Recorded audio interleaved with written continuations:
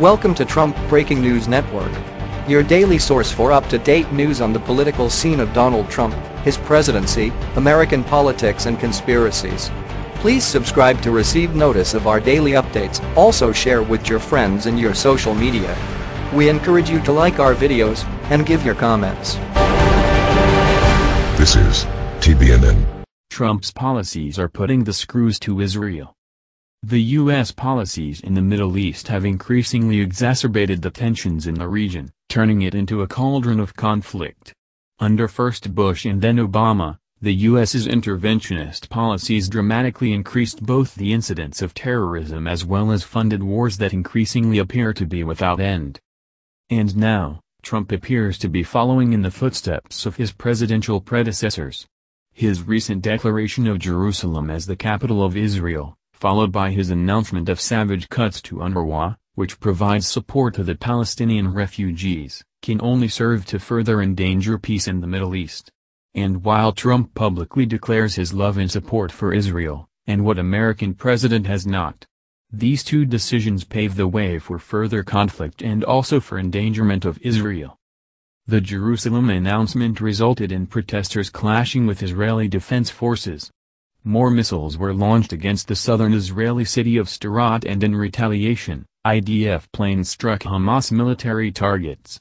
Protests also ignited in numerous cities across the Muslim world as people took to the streets in Jordan's capital of Amman, as well as in Indonesia, Malaysia, Pakistan, Egypt, Algeria, Turkey, Iraq, and Iran. The second action by Trump, cutting U.S. aid to UNRWA by over one-half, can only have devastating consequences for the Palestinian refugee population and will very likely increase terror attacks against Israel.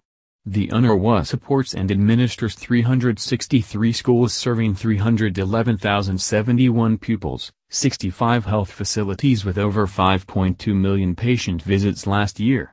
According to the UNRWA, there are 2,158,277 Palestinian refugees. Many of the refugees served by the agency are in displaced persons camps, which are known to be hotbeds of terrorist activities. Cut the funds and it is predicted that terrorism against Israel will. According to intelligence historian and former DOJ prosecutor John Loftus, the U.S.'s support of the State of Israel has been two-faced all along. Writing in the introduction to his 1994 bestseller, The Secret War Against the Jews, Loftus boldly states that the major powers of the world have repeatedly planned covert operations to bring about the partial or total destruction of Israel. The U.S. purports, consistently and rather loudly, to be a friend of the Jewish state, providing military aid in the billions each year. However, the U.S.'s policies have generally resulted in outright sabotage to the security of Israel and in intelligence aid to Israel's enemies. A couple recent examples include the Iran nuclear deal as well as the order from President Obama to pull back on the tunnel destructions during 2014 Operation Protective Edge.